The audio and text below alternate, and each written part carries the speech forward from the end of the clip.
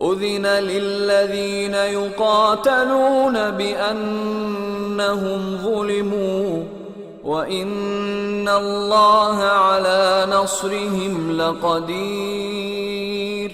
الذين أخرجوا من ديارهم بغير حق إلا أن يقولوا ربنا الله ولولا دفع الله الناس بعضهم ببعض لهدمت صوامع وبيع وصلوات ومساجد يذكر فيها اسم الله كثيرا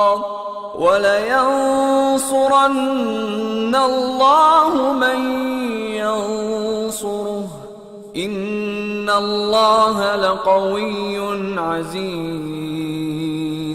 الذين إن مكناهم في الأرض أقاموا الصلاة وآتوا الزكاة وأمروا بالمعروف ونهوا عن المنكر ولله عاقبة الأمور. وإن يكذبوك فقد كذبت قبلهم قوم نوح وعاد وثمود وقوم إبراهيم وقوم لوط وأصحاب مدين وكذب موسى فأمليت للكافرين ثم أخذتهم فكيف كان نكير. فكأي من قرية أهلكناها وهي ظالمة فهي خاوية على عروشها وبئر معطلة وقصر مشيد. أفلم يسيروا في الأرض فتكون لهم قلوب يعقلون بها أو آذان يسمعون بها فإنها لا تعمى الأبصار ولكن تعمى القلوب التي في الصدور. ويستعجلونك بالعذاب ولن يخلف الله وعده وإن يوما عند ربك كألف سنة مما تعدون.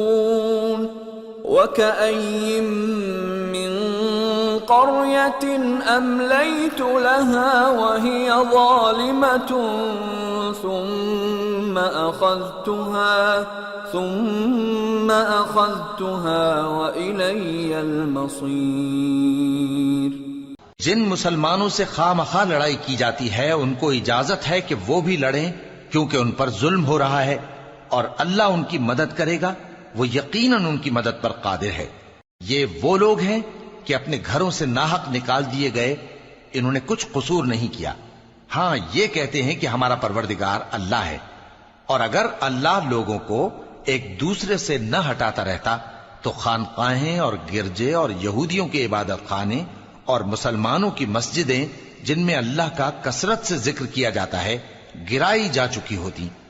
और जो शख्स अल्लाह की मदद करता है अल्लाह उसकी जरूर मदद करता है, बेशक अल्लाह तवाना है, गालिब है। ये वो लोग हैं कि अगर हम इनको मुल्क में हुकूमत दे दें तो नमाज कायम करें और ज़कात अदा करें और नेक काम करने का हुक्म दें और बुरे कामों से मना करें, और सब कामों का अंजाम अल्लाह ही के इख्तियार में है। और अगर ये लोग तुमको झुटलाते हैं तो इनसे पहले नूह की कौम और आद और समूद की कौमें भी अपने पैगंबरों को झुटला चुकी हैं, और कौम इब्राहिम और कौम लूत भी, और मदियन के रहने वाले भी और मूसा भी तो झुटलाए जा चुके हैं। लेकिन मैं काफिरों को मोहलत देता रहा, फिर मैंने उनको पकड़ लिया। तो देख लो कि मेरा अजाब कैसा सख्त था। चुनाचे बहुत सी बस्तियां हैं कि हमने उनको तबाह कर डाला کہ وہ نافرمان تھیں، سو وہ اپنی چھتوں کے بل گری پڑی ہیں، اور بہت سے کنویں بیکار اور بہت سے مضبوط محل ویران پڑے ہیں۔ سو کیا ان لوگوں نے ملک میں سیر نہیں کی تاکہ ان کے دل ایسے ہوتے کہ ان سے سمجھ سکتے اور کان ایسے ہوتے کہ ان سے سن سکتے؟ بات یہ ہے کہ آنکھیں اندھی نہیں ہوتی، بلکہ دل جو سینوں میں ہیں وہ اندھے ہو جاتے ہیں۔ اور یہ لوگ تم سے عذاب کے لیے جلدی کر رہے ہیں، اور اللہ اپنے وعدے کے خلاف ہرگز نہیں کرے گا۔ اور بے شک تمہارے پروردگار کے نزدیک ایک روز تمہارے حساب کی روح سے 1000 برس کے برابر ہے، اور بہت سی بستیاں ہیں کہ میں ان کو مہلت دیتا رہا جبکہ وہ نافرمان تھیں، پھر میں نے ان کو پکڑ لیا، اور میری ہی طرف لوٹ کر آنا ہے۔